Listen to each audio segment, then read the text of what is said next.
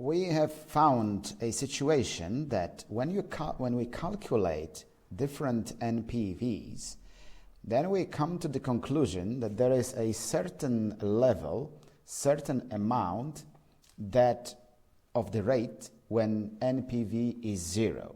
So, in a sense, internal rate of return is similar to the NPV, because it gives a very similar answer. Accept or reject the project basis on rentability. So, quick reminder, please wake up and do the exercise. We invest $100, and after the year we have the sales of or revenue of 130 net. So we assume the rate of return at 8. So what is the NPV of this project? You have this empty page for the calculations. So please do it reasonably fast. 100 invested, and in the year you receive 130 at the rate, discount rate 8%. What is the NPV of this project? Let's calculate quickly.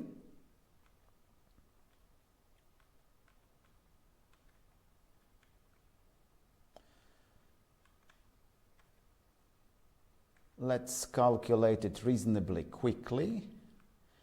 I hope that you are almost ready with the calculations.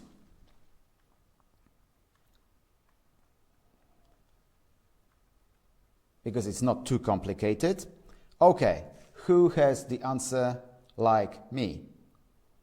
That the NPV at this data, it's minus 100, that's what we paid into the project, then 130 divided by the factor would be 1 plus this 8%, and it gives us the result 20.37. So NPV is positive. So according to the rule, we should accept the project. But how? And you might ask, okay, why is that? Because I would like to show you something like this. Internal rate of return. How the specific formula work. So we might ask. So we assume that we find this R, this rate, and this is a very, very simple example because we have only one period. So when we have only one period, this R is in this formula only once. So mathematically, we should be able to calculate this because it's 0 equal minus 100 plus 130 divided 1 plus R. So how it goes step by step. Let us see it. I would like everybody to concentrate. I know. For some of you, it's so easy that might be boring. I know. But some of you are not so fast. And we are acting as a group. We are judged by the weakest members of our group. So let's take some time to grasp it. So in order to grasp it, we have like this. The example is that we have this 0 equal minus 100 plus 130 divided 1 plus R. So when we shift the 100 on the other side, we have 100 equal 130 divided 1 plus R. Then when we multiply both sides by 130, we come and then we swap the sides. It's 1 plus R equal 130 divided by 100. So it is 1 plus R is 1.3. So effectively it means, because of subtraction on both sides, that R is 0.3, means R is 30%. So let me jump to the previous one. So in this case, when we have only one period, it was pretty easy. We have the situation when the expenditure is 100 and we have 100 in the following year.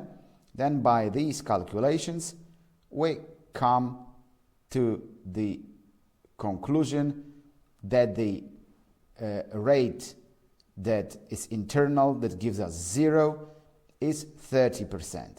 And if our project at the beginning, I jumped back, had this 8% as our sort of benchmark, and we thought that at this 8% we have net present value of 20.37, it means that when we calculate the internal rate of return at 30, it's bigger than 8, then we accept the project.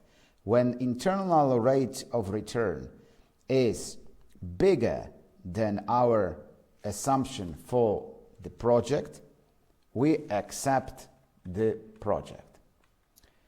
All right. Now, just before the break, we have to sum up what we know and sort of make a small speech for the next part. So what it means, like mentally, how we interpret this. So NPV equals 0, it's sort of like break-even point. It just, as we remember, it just makes the shift from the positive NPV to the negative NPV. Because at NPV 0, the company neither gains any money, earns any money, or loses any money.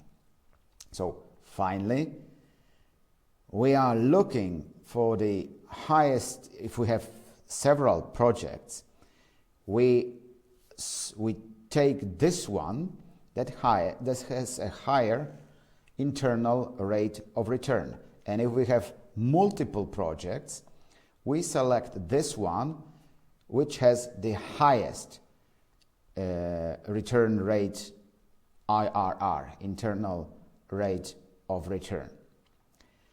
This is because this IRR is in fact this discount rate that makes NPV equal 0. So we approach this NPV IRR question from multiple angles with quite a number of examples, but then you might ask, sorry, I just put not this, I will just finalize the question, how to calculate this? Because we calculate this at like one period, but what will happen if we have more periods? We mentioned this idea of a graph, that it's some kind of idea how to find this. Yeah, but how to calculate this in practice? We will talk about this after the break, because as a matter of fact, there is no formula that will bring it exactly. It's almost exactly. But it involves at the same time quite a number of attempts. So it's quite a tedious procedure. So please take time during the break to refresh your minds.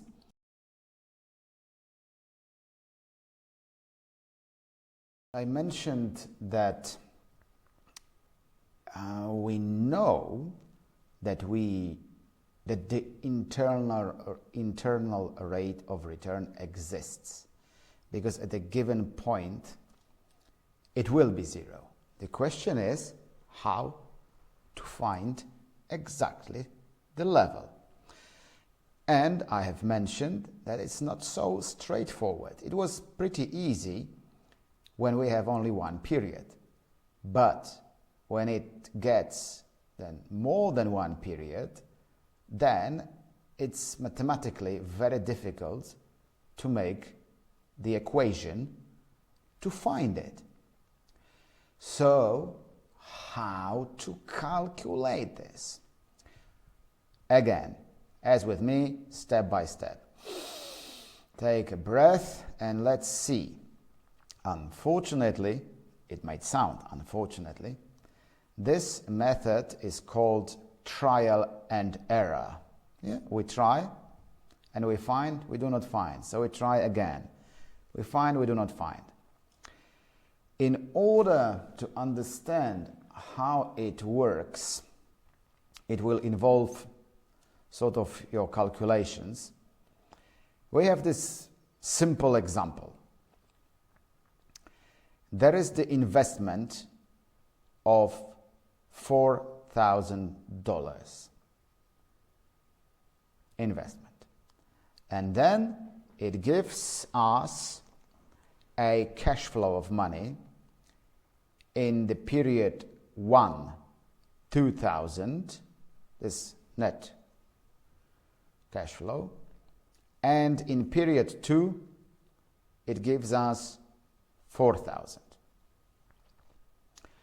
This is an example with 2 periods. So, as you probably see, using this formula that we have had before the break is not really possible.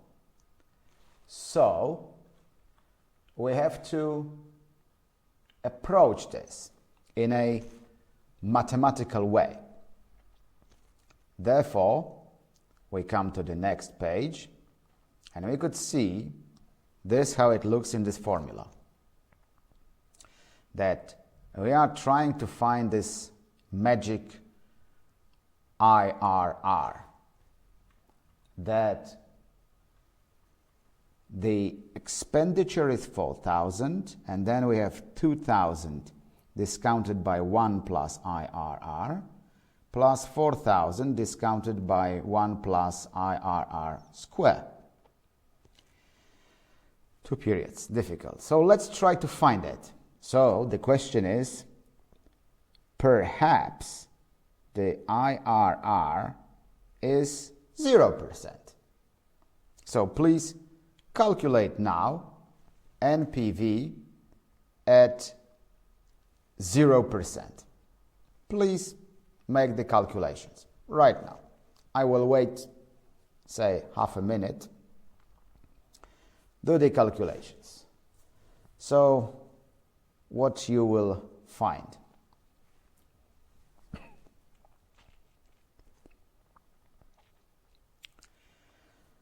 I hope majority very quickly found it, because when it's 0, then the whole calcs are pretty obvious, because we divide in both cases by 1. So even in our heads we could make this calculation, because when it's 0, 2,000 discounted is still 2,000, 4,000 discounted is still 4,000. So it means 4,000 plus 2,000, 6,000 minus 4,000, 2,000. So the NPV is positive, 2,000. So our internal rate of return certainly is not 0. So another question appears. Perhaps, maybe, the internal rate of return is 50. Now it gets a bit more complicated. So please calculate now NPV at the rate of 50%. Let's calculate. I will give you some more time.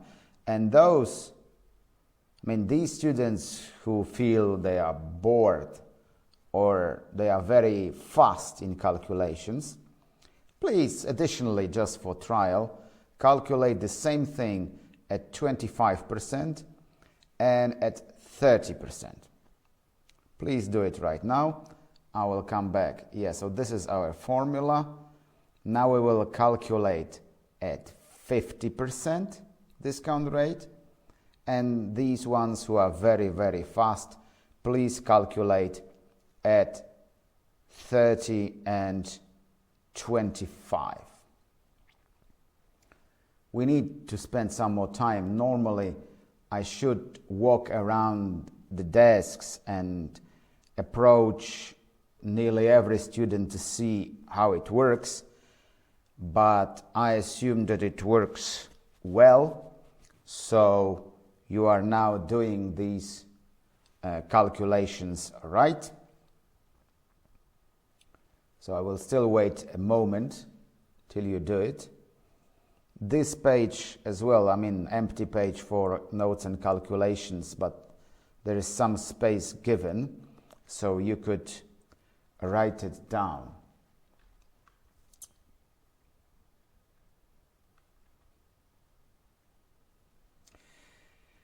I'm sure that you come to the figure of 50.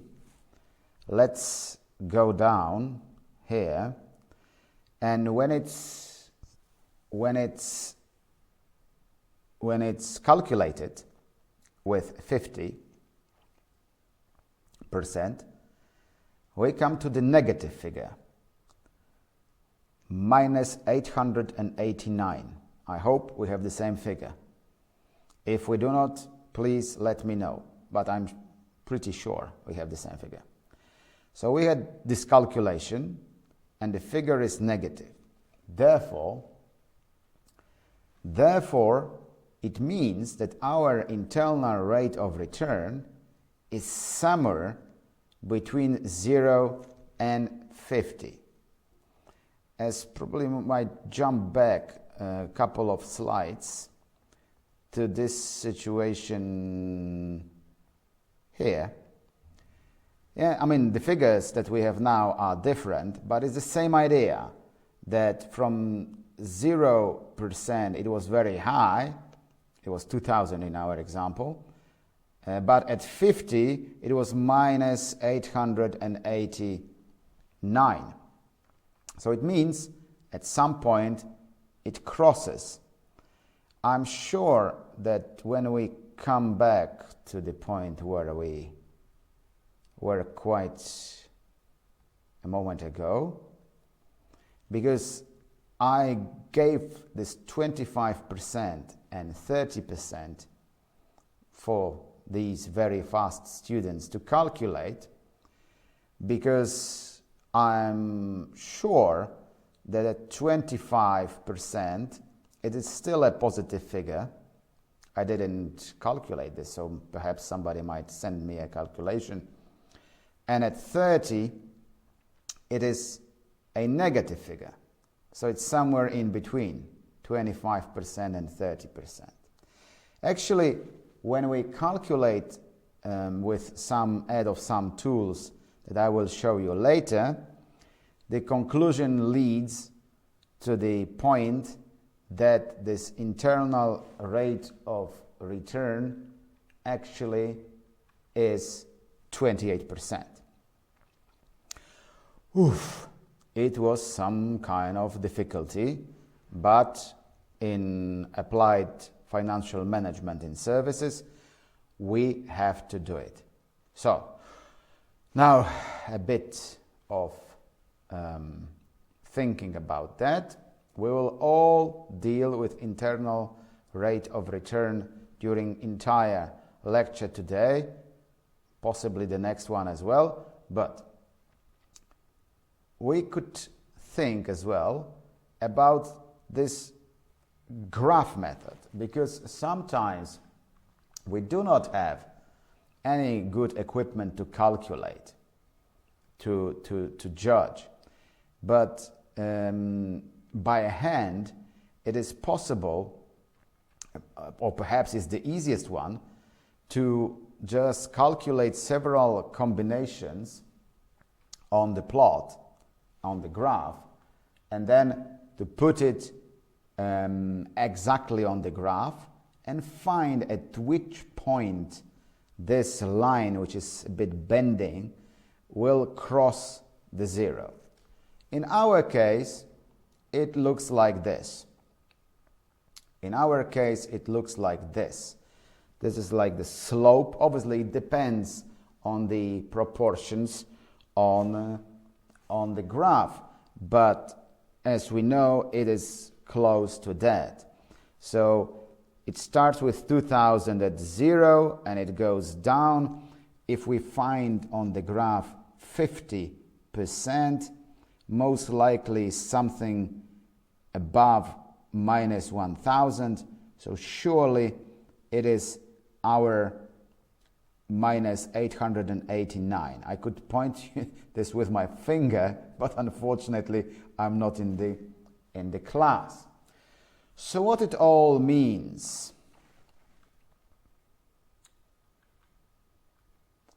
What it all means?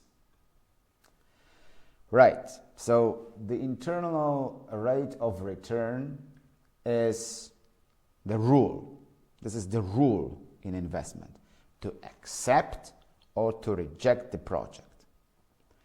We accept the project when IRR is higher than our set discount rate. It's called nicely opportunity cost of capital, but this is the rate. If we assume that we need to receive the earnings, the profit, with this certain rate, and we calculate the internal rate of return is higher, then we accept it. And obviously, if the IRR is higher than this opportunity cost of capital, then it means that the NPV is positive. This is how it's correlated. Like in the above case, when IRR is lower than 28%, let's go there. If it's lower than 28%, we could see it's positive. It's above NPV, it's above this line, reaching 2000 in case of 0. If IRR is equal to 28%, the NPV is 0. In fact, it is 0 because it cuts this line at this 28%, then NPV is 0. And then if IRR is higher than 28%, the NPV is negative.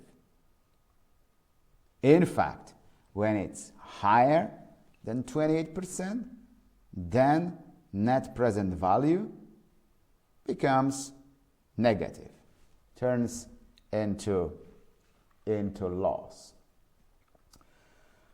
Right, so now we approach another very important thing, because I said how to find this IRR.